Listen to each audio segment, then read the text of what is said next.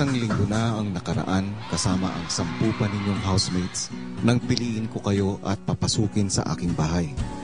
Batid kong iba-iba ang inyong dahilan sa paninirahan ninyo sa aking bahay. Ikaw, Beauty, ang ipaalam sa mga humusga sa iyo na mayroon kang mabuting pagkatao. Ikaw, Nicole, ang matutong makisama at makatulong sa kalagayang pinansyal ng inyong pamilya.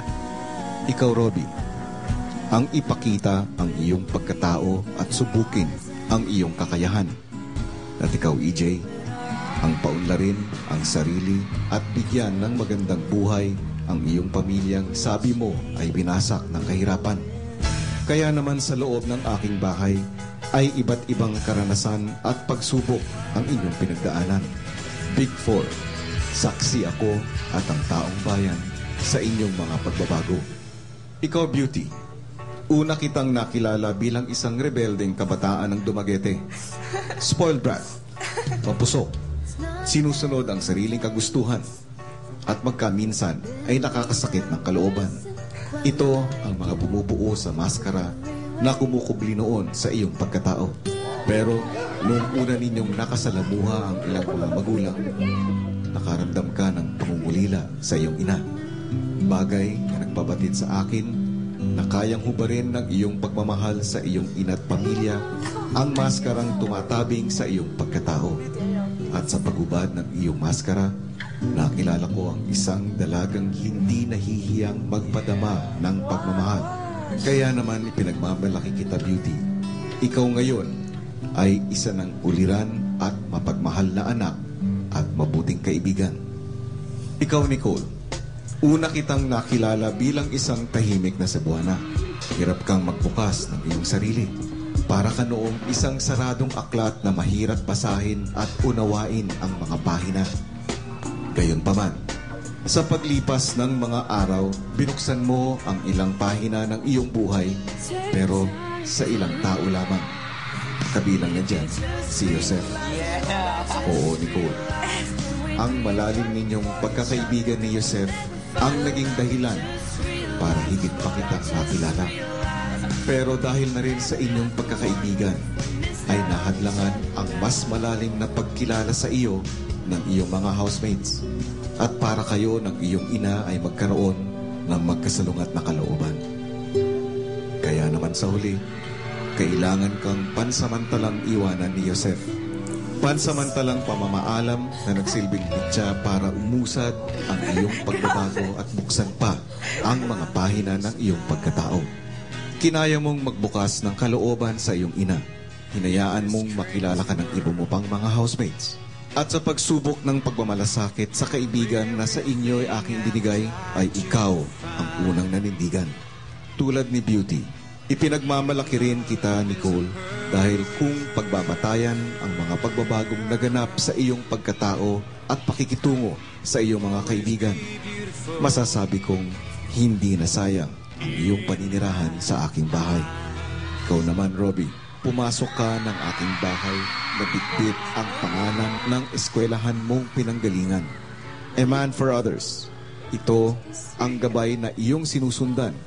Kaya't noon pa man, ay nagpakita ka na ng mga katangian ng isang ulirang kabataan.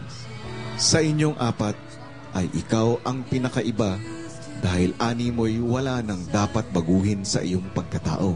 Sa aking bahay, ay ipinakita mong magaling kang mamuno at mahusay na tagapamagitan. Pero Robbie, dahil sa iyong mga pinakita sa loob ng aking bahay at pagkakaroon mo ng magandang buhay, kaya't sunod-sunod kang sumalang sa nominasyon.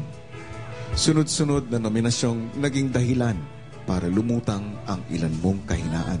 Pero sa huli, Robbie, ay napagtagumpayan mo ang iyong mga kahinaan. Dahil dyan, Robbie, lagi kitang maaalala bilang isang kabataang mas pinalakas ng mga pagsubok at hindi winaglit sa isipan ang mga katangian ng isang kabataang huwaran.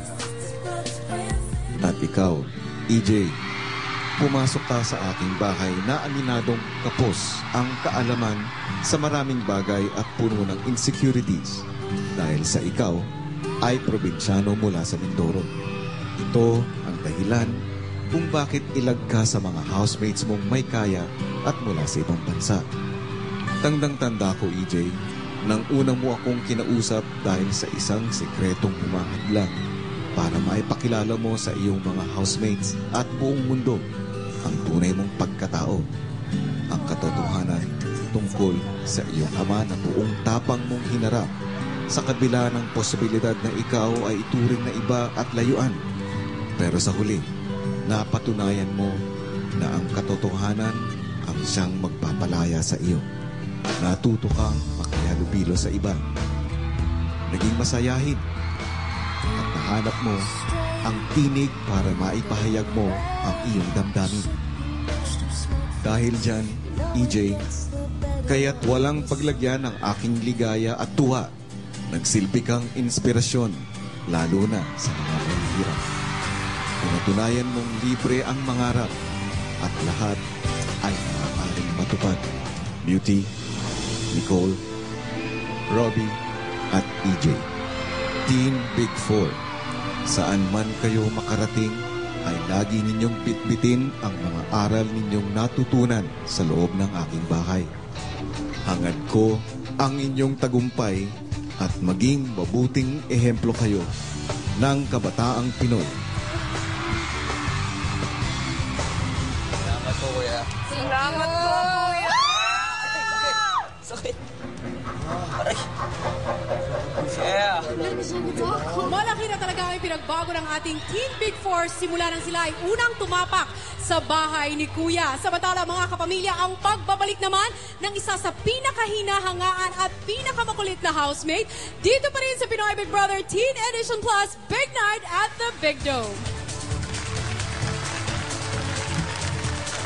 Ang kabataang Pinoy mula sa kanilang tunay na sandigan at gabay.